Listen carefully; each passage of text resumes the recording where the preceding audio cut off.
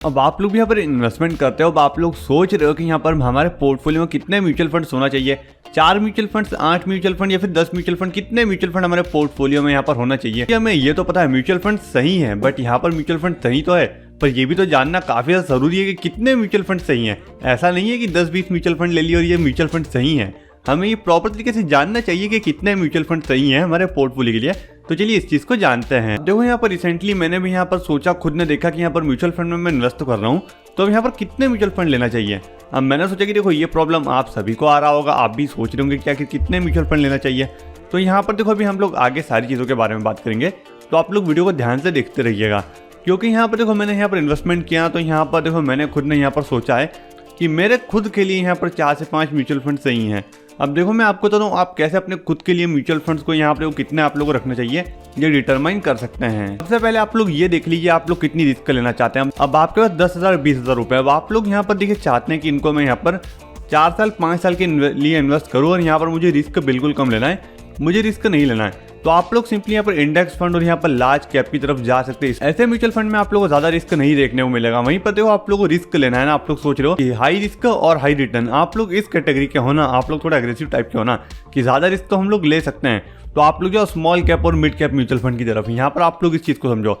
कम risk लेना है, यहाँ पर मानिए एग्जांपल तो आपको यहाँ पर 5,000 रुपए इन्वेस्ट करना है, जिसमें आप लोग कम रिस्क लेना है, आप लोग इंडेक्स फंड या फिर लार्ज कैप में जाओ। लोग यहाँ पर ज्यादा रिस्क लेना है तो आप लोग स्मॉल कैप और मिड कैप की तरफ जाओ, क्योंकि यहाँ पर आप लोगों को पता है यहाँ पर लार्ज कैप और इंडेक्स फंड आप लोगों को सेफ देखने को मिलते हैं, वहीं पर स्मॉल कैप और मिड कैप में आप लोगों को ज्यादा रिस्क देखने को मिलता है। तो यहीं से आप लोग देखें यहाँ पर 2 म्यूचुअल फंड तो यहाँ पर सिंपली आप लोगों को पता चल गए।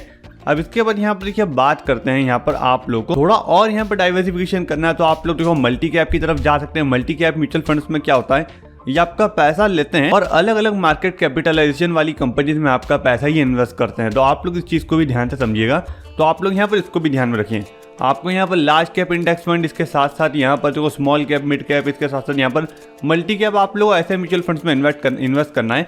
आपकी यहाँ पर तो सबसे पहले रिस्क प्रोफाइल को देखते हुए आपने रिस्क प्रोफाइल देख ली, कितना रिस्क लेना है कितना नहीं लेना है, फिर आप लोग यहाँ पर डिसाइड करना है large cap mid cap index fund. और यहाँ पर देखिए मैंने आप लोग जो भी बताया, जो आप लोग मैंने मल्टी कैप बताई है, आप लोग को ऐसे डाइवर्सिफिकेशन करना है अलग अलग म्यूचुअल फंड में।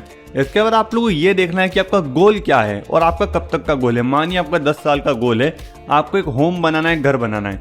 अब 10 साल के लिए आप लोग घर बनाए, देखो आप लोग चाहते हैं कि आपको एक अच्छा रिटर्न मिले 10 साल तक या फिर 10 साल के बाद, है ना। तो आप लोग क्या कर सकते हैं, आप लोग अपनी रिस्क प्रोफाइल देखिए, अब आप लोग इन 10 साल में यहाँ पर कितना रिस्क लेना है। आप लोग को अच्छा रिस्क लेना है तो आप लोग अपने हिसाब से डाइवर्सिफिकेशन कर सकते हैं। तो आप लोग अपनी रिस्क प्रोफाइल के हिसाब से अपने म्यूचुअल फंड्स को इंक्लूड करिए। आप लोग 0% रिस्क लेना चाहते हैं ना, तो ऑब्वियसली बात है लार्ज कैप आप लोग देख लीजिए, इंडेक्स फंड देख लीजिए, इनमें आप लोग इन्वेस्ट करेंगे तो आप लोग देखिए इतना ज्यादा यहाँ पर लॉस देखने को नहीं मिलेगा, ये मार्केट के हिसाब से परफॉर्म करेंगे। तो आप लोग इन म्यूचुअल फंड्स को देखकर यहाँ पर अपने पोर्टफोलियो में इंक्लूड कर सकते हैं। इसके साथ साथ देखो ऐसा नहीं है कि ये जरूरी है कि 8 से 10 म्यूचुअल फंड होना ही होना है या फिर 4 से 5 6 से 7 होना ही होना है। अब मानिए कि आप लोगों को यहाँ पर म्यूचुअल फंड में इन्वेस्ट करना है ना, आप लोग यहाँ पर पैसा बनाने के लिए करना है। अब देखिए आप लोगों ने 8 से 10 म्यूचुअल फंड ले लिए, तो आप लोग पता है आप लोग क्या कर रहे हैं, आप यहाँ पर देखिए अधिकतर स्टॉक मार्केट की आधी कंपनी थी ऑन कर रहे हैं। क्यों? क्योंकि आपको पता है एक म्यूचुअल फंड में यहाँ पर देखो आते से 30 से 50 कंपनीज होल्डिंग्स में रहती है। तो अब आप लोग बताइए आप लोग ने 7 से 8 ले लिए, तो आप लोग खुद देखिए आप लोगों ने कितनी सारी कंपनीज अब यहाँ पर ऑन करके रखी है। तो आप लोग सोचिए, आप लोग ऐसा नहीं करना है। आप लोग यहाँ पर देखिए अपनी रिस्क के हिसाब से, मेरे हिसाब से को आप लोग 4 से 5 या फिर 6 म्यूचुअल फंड रख सकते हो अपने पोर्टफोलियो में। इसके साथ साथ देखो मैंने आप लोग बताया, आप अपनी रिस्क प्रोफाइल के हिसाब से रख सकते हो, आप लोग अपने गोल्स के हिसाब से सिलेक्ट कर सकते हो और आप अपने टाइम ड्यूरेशन के हिसाब से यहाँ पर रख सकते हो कि आप लोग कितने समय के लिए कितने म्यूचुअल फंड रखना चाहते हो। मैंने आप लोग देखिए वीडियो के स्टार्टिंग में ही बता दिया मैं कितने म्यूचुअल फंड यहाँ पर रखना चाहता हूँ, क्योंकि यहाँ पर देखो मैं अपने पोर्टफोलियो में 5 म्यूचुअल फंड रखना चाहता हूँ, जो कि यहाँ पर मेरे सिंपली मुझे पता है मुझे क्या करना है और मुझे क्यों रखना है। और यहाँ पर आप लोग देखो ज्यादा से ज्यादा म्यूचुअल फंड रखना चाहते हो, देखो आप लोग बहुत सारी कंपनी थी ऑन कर लोगे इन म्यूचुअल फंड के थ्रू। यहाँ पर कहीं ना कहीं पर ये होगा कि आप लोग के एक म्यूचुअल फंड में वो कंपनी ऑलरेडी होल्डिंग में होगी और दूसरे में भी वो होगी, तो आप लोग लगभग देखो यहाँ पर कई सारे म्यूचुअल फंड में फिर सेम कंपनी थी यहाँ पर होल्ड करके रखोगे।